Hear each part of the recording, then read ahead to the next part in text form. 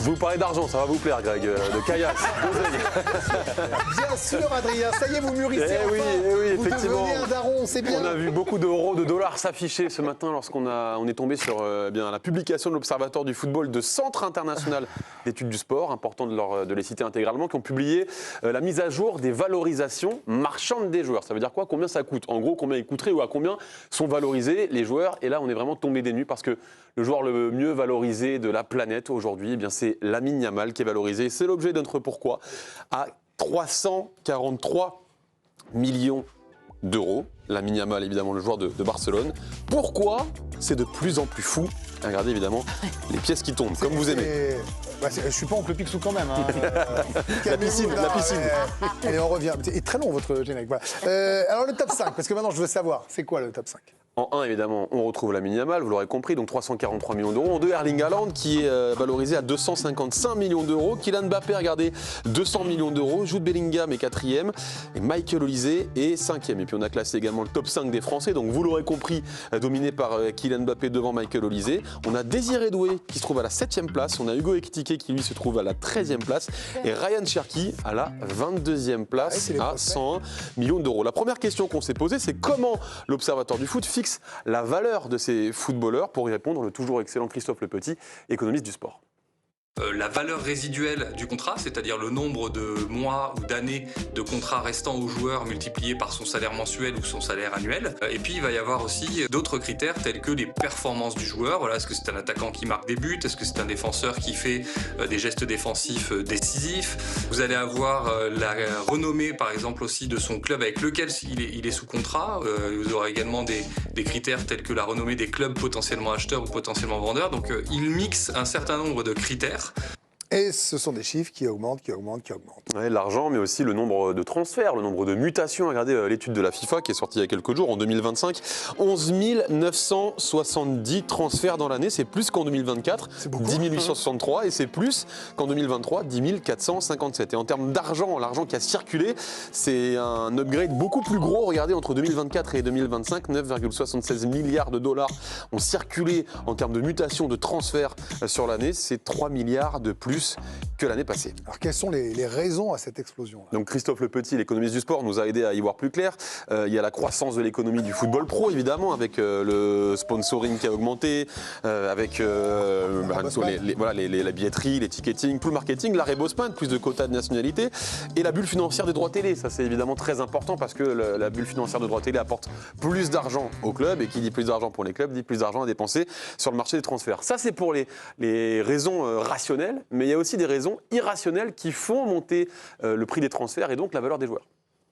Le panic buy peut être aussi de façon, on va dire, un petit peu plus ponctuelle, l'explication d'une flambée des prix, tout comme peuvent aussi l'être des besoins spécifiques qui s'expriment. Et ça a été le cas par exemple de Liverpool l'été dernier, qui a recruté beaucoup, et notamment Florian Wirtz avec une grosse indemnité. Liverpool était dans un renouvellement assez profond de son effectif, et ce renouvellement d'effectif imposait d'aller se positionner sur un certain nombre de joueurs qui sont déjà performants et pas uniquement sur des prospects. Et donc à ce moment-là, effectivement, Liverpool a pu dépenser beaucoup d'argent, et donc ça peut guider là aussi sur un marché qui était plutôt calme, une inflation des indemnités de transfert. Et ce qui est assez saisissant, vraiment, pour réaliser l'inflation qu'il y a eu sur le marché des transferts, c'est regarder l'évolution du record du monde des transferts. Regardez par exemple, en 1984, on ne les a pas tous mis, mais en 84, Maradona coûtait 5,8 millions d'euros, c'est un record. 92, Papin, 11 millions. On a Ronaldo, 26 millions en 97. Ça monte 3 ans plus tard, 60 millions d'euros, Luis Figo. 75 millions, Zinedine Zidane. Il va tenir 7 ans ce record avec l'arrivée de Cristiano Ronaldo au Real pour 94 millions d'euros. Et alors en 2017, c'est le séisme, la déflagration, 222 millions d'euros pour Neymar. Alors on voit bien qu'il y a des clubs locomotives dans l'évolution record. Si vous avez bien suivi justement l'évolution de ces records, il y a des clubs effectivement qui sortent un petit peu leur épingle du jeu. Il nous a cartographié ça, Christophe Le Petit, et c'est vrai que c'est assez intéressant. Le Real Madrid avec sa politique des Galactiques. Vous aviez eu auparavant les clubs italiens qui s'étaient lancés dans une surenchère à la fin des années 90. Et puis ensuite, il y a eu évidemment l'arrivée de certains types d'investisseurs. Ce qu'on a appelé des sugar daddy, Roman Abramovich à Chelsea, puis les États souverains, les Émirats à Manchester City, le Qatar au Paris Saint-Germain, l'Arabie Saoudite, plus récemment aussi, qui veut construire un championnat de football performant. Et on s'est amusé, pour le Performant. plaisir évidemment, de comparer hier à aujourd'hui. Sidiki Cherif, c'est un joueur très talentueux qui évolue à Angers. Angers réclame 30 millions d'euros pour Sidiki Cherif. Sidiki Cherif, c'est 19 ans, 32 matchs en professionnel, 4 buts, il est attaquant, aucune sélection chez les jeunes. Et donc ce tarif demandé par Angers, 30 millions d'euros, sachez que le Paris FC, selon le Parisien, a fait une offre à 23 millions qui a été refusée. Regardez Karim Benzema, en 2009, donc il n'y a pas si longtemps que ça, lorsqu'il signe au Real Madrid. Qui il est Karim Benzema? Il a 21 ans, il a 24 sélections, 6 buts en équipe de France. Il est 4 fois champion de France. Il a marqué 66 buts en professionnel. Il est meilleur joueur et meilleur buteur de Ligue 1. Il est nommé au Ballon d'Or. Le transfert coûtera 35 millions d'euros au Real Madrid. Et c'est un gros transfert. Est-ce que ça va s'arrêter un jour, Madame Irma? C'est forcément lié à l'économie du foot. Alors, ce qui pourrait éventuellement faire limiter la flambée, c'est un ralentissement, voire une déflation de l'économie du football professionnel, ce qui arrive aujourd'hui en France, par exemple. Si demain, la Première Ligue ne vend plus ses droits télé à hauteur où ils sont aujourd'hui, c'est-à-dire plus de 3 milliards de livres par saison, si l'UEFA n'arrive pas à rencontrer le succès dans la commercialisation de ses droits, de la Ligue des Champions en particulier, les clubs devront ajuster de façon rapide et mécanique leurs dépenses. Et parmi leurs dépenses figureront les salaires de joueurs, ce qui impactera in fine la valeur des transferts. En fait, c'est l'histoire de cette bulle qui augmente. Et si un jour elle se perce, ça explosera. Mais est-ce qu'elle va se percer un jour? Ça, c'est la grande question. Merci beaucoup, Adrien, avec Arthur Jérôme, Baptiste Vautier. Non, avec Jérémy Jalingro, l'excellent C'était- Ah oui, j'ai dit n'importe quoi. Et Baptiste Vautier. Et Baptiste, voilà. Et Baptiste Jérémy. Vautier qui est venu malgré la neige. Bravo à lui. Oui, alors, bravo Baptiste. Nous, alors, nous, non. Bravo à nous. Il habite beaucoup plus loin. Il habite beaucoup plus loin. Mais c'est son problème. Il habite en Sibérie. Il habite en Sibérie. 15 bornes à pied, c'est beau. Très bien. On s'est égaré. Je vous le dis, là, on va se recentrer. Là, maintenant, on reste là. Allez, hop. Je t'aime, Baptiste. Calmez-vous. Vous êtes très sympathique. Vicage Dorasso a coûté beaucoup moins cher quand il a rejoint l'EDE à l'époque et l'EDG maintenant.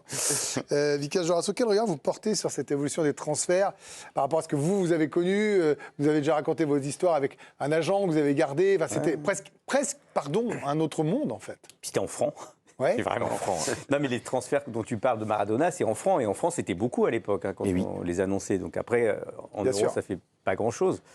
Je sais pas, moi, je trouve que le foot est un peu fou. De toute façon, moi, je questionne beaucoup cette idée de contrat à durée déterminée qu'on casse. En fait, avec la loi de Lassana Diarra, maintenant, ça peut être mis en question. En fait, on a créé un marché des transferts juste pour faire circuler des hommes et de l'argent en même temps, ce qui est très rare normalement dans n'importe quel métier. Quand il y a des circulations d'hommes, il n'y a pas d'argent, de femmes aussi, il n'y a pas d'argent qui circule. Donc on a créé ce système-là qui marche sur un contrat à durée déterminée qu'on casse. D'ailleurs, les joueurs maintenant vont parfois au bout de leur contrat, ils remettent en cause le système. Et moi, je me dis souvent que s'il n'y avait plus ces contrats de longue durée, il n'y aurait plus ces contrats, ces transferts, et les meilleurs joueurs iraient quand même dans les meilleurs clubs. Regardez, il y a quand même une évolution.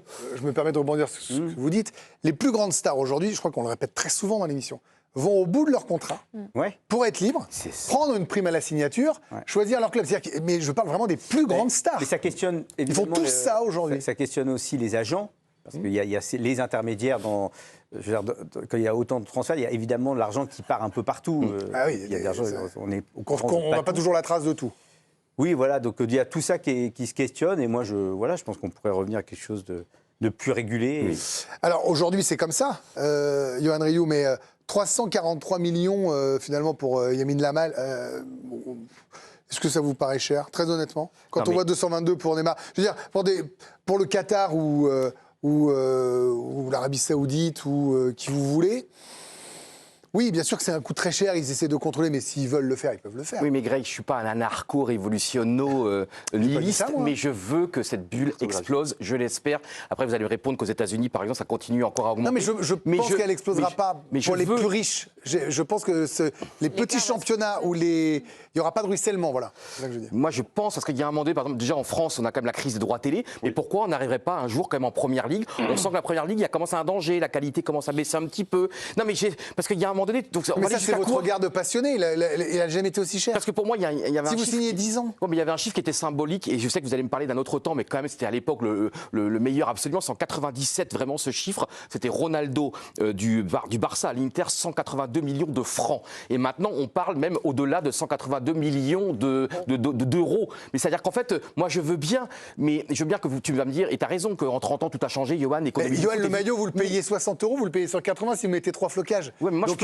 les joueurs coûtent. Mais évidemment, Yamal, c'est un génie. Il y aura toujours quelqu'un, évidemment, une grande institution pour payer. Mais je pense que, comme tu le dis très bien, Vikash, il faut quand même qu'on redevienne quand même à une certaine normalité, à une certaine, comment dire, même si c'est un monde qui est anormal. Parce que là, on ne se reconnaît plus, on ne peut plus s'identifier, on ne peut plus. Mais moi, le maillot de foot. Vous croyez qu'on peut pas s'identifier? Ils n'ont jamais vendu autant de maillots, les gamins. Je sais que c'est un paradoxe. Et tu as raison, évidemment, objectivement. Moi, je ne suis pas là pour vous contredire. C'est votre avis. Donc, j'ai pas à dire c'est bien, c'est mal, c'est un avis. Mais. Voilà. Les gros clubs, ils s'y retrouvent, forcément, parce qu'ils jouent entre eux et que les joueurs qu'on cite là, globalement, ils vont tourner entre quelques clubs. Et ça participe aussi à un truc un peu naze dans le foot qui fait que les joueurs vont toujours dans les mêmes clubs et que les équipes se ressemblent. Mais regarde comme la Super Coupe d'Europe. Moi, je trouve que dans ce que tu disais, Adrien, ce qui m'a le plus interpellé, c'est qu'effectivement, maintenant, un joueur lambda de Ligue 1, il vaut 30 millions d'euros et donc il est inaccessible pour tous les autres clubs de Ligue 1. Là où avant, j'ai pas 8000 ans, mais il y a 20 ans, les joueurs, ils faisaient plusieurs petits clubs avant d'arriver dans un grand. Et tu coûtais 1 million d'euros, 5 millions d'euros, 6, 7, 8, 12, 15. Et à un moment, 30, 35, c'était parce qu'il n'y a plus le temps. Aujourd'hui, tu sors du là. centre de formation, tu vaux 30 patates. Bah, c'est compliqué pour tout le monde. Et Bernard Tapie qui disait c'est pas de payer Maradona 50 millions d'euros ou 50 millions de francs qui coûte cher, mais c'est de payer les 10 joueurs à côté. La durée de vie des joueurs est plus courte, à mon avis. Ils arrêtent plus tôt. Alors après, certains vont plus longtemps. Il faut sans arrêt que ça se renouvelle. Il y a beaucoup de. Mais j'ai une question, comment on a pu en arriver là quand même? Comment ça se fait qu'un joueur aujourd'hui, à Angers, il est très très bon ce jeune joueur, mais comment on arrive quand même à des sommes? Là, j'aimerais bien comprendre en tant qu'élève. C'est comme tous les marchés qui sont alors celui-là est particulièrement dérégulé, mais c'est. Alors il y a des bulles, peut-être celle de l'IA prochainement ou celles qui ont explosé précédemment. Vous voyez, le Bitcoin c'est en haut, en bas, mais le foot, moi je pense que le foot sera préservé. Et vous parlez de l'effort américain, et Émilie, vous travaillez dans la com, donc on va en parler. Mais quand vous signez la NFL, le foot américain, la NBA signe des contrats sur 10 ans avec les plus grands networks, que c'est une manière de vivre, que les gens se retrouvent.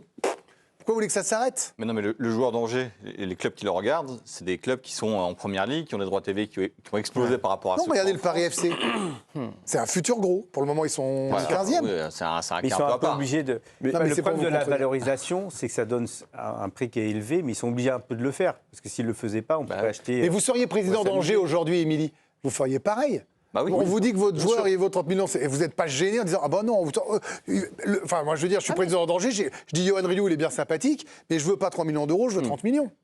Il y aura toujours un club de première ligue pour payer. Non, mais je comprends le jeu du marché. Moi, j'ai un problème sur les grilles, en fait. Sur comment on arrive à placer les joueurs, leur niveau par rapport à la valorisation. Autant sur, c'est fou, mais autant sur les enjeux marketing, communication, j'arrive très bien à comprendre la répercussion que ça peut avoir et du coup d'atteindre des chiffres complètement fous parce que tu as une rentabilité qui se passe directement dans un autre conduit.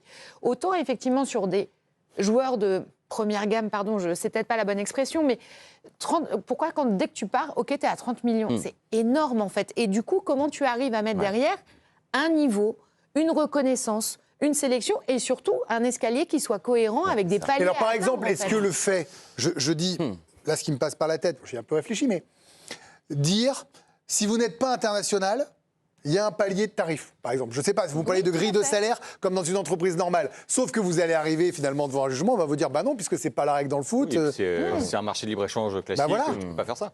Mais il y a aussi un truc, c'est que les joueurs, ils commencent plus jeunes aujourd'hui. Ils sont forts très jeunes, ils sortent plus jeunes, ils sont internationaux plus jeunes, ils vont plus loin. C'est pour ça aussi, on disait, les joueurs, avant, ils sont libres à chaque fois. Ils acceptaient de partir contre des sommes d'argent et maintenant, ils vont au bout de leur contrat. Aujourd'hui, un joueur, s'il est en forme, il peut jouer jusqu'à 40 piges.